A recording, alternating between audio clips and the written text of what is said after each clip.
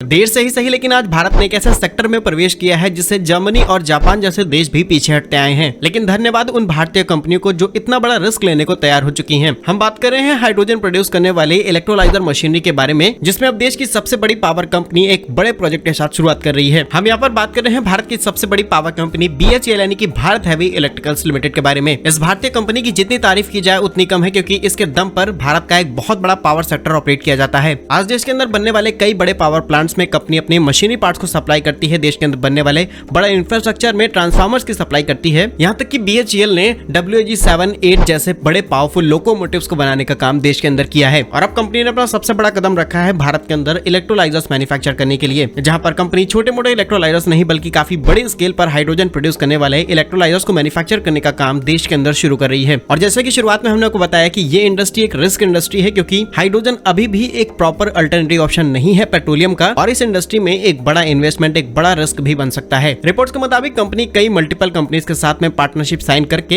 इन electrolysers को बनाने का काम करेगी, और 100% तो नहीं लेकिन कुछ परसेंट पेट्रोलियम को रिप्लेस करने का काम ऑलरेडी हाइड्रोजन ने कर दिया है। साल 2023 में ही सेंट्रल गवर्नमेंट ने डिसीजन लिया था कि भारत के अंदर इंपोर्ट होने वाले इलेक्ट्रोलाइजर्स पर जो कस्टम ड्यूटी है उसको भी पूरी तरीके से हटा दिया गया है अगले 2 से 3 सालों के लिए। लेकिन बात इससे भी नहीं बनने वाली है। हम एक बड़े इकोसिस्टम को बिल्ड करने की तैयारी में जुट चुके हैं, लेकिन इंपोर्ट करना हमारे लिए सेफ ऑप्शन नहीं है। और सही बात भी है, हमारे पास BHEL जैसी पावरफुल कंपनियां हैं। इसके बावजूद भी अगर हम किसी विदेशी कंपनी से पावर इक्विपमेंट इंपोर्ट करते हैं तो शायद इस भारतीय कंपनी के साथ हम ठीक नहीं कर रहे हैं। और अगर हम BHEL की बड़ी इंडस्ट्री के बारे में बात करें तो कंपनी के पास करीबन 16 मैन्युफैक्चरिंग यूनिट्स हैं। इसके अलावा 2 मेंटेनेंस यूनिट्स हैं, जहां पर कंपनी लाखों तरीके के पावर इक्विपमेंट्स बनाने का काम करती है। और न सिर्फ भारत बल्कि विदेशों में कंपनी करीबन 150 से भी ज्यादा बड़े प्रोजेक्ट को ऑपरेट करती है। इसमें कई यूरोपियन एंड अरब कंट्रीज शामिल हैं। फिलहाल BHEL की तरफ से लिए गए इस फैसले के बारे में आपका क्या कहना है, कमेंट बॉक्स में जरूर बताइएगा। भारत कैसे ही यूजफुल एंड इन्फॉर्मेटिव वीडियोस पाने के लिए हमारे YouTube चैनल को सब्सक्राइब जरूर कर लीजिए। मिलेंगे हम आपको एक नई और इंटरेस्टिंग वीडियो में, तब तक के लिए वंदे मातरम, भारत माता की जय।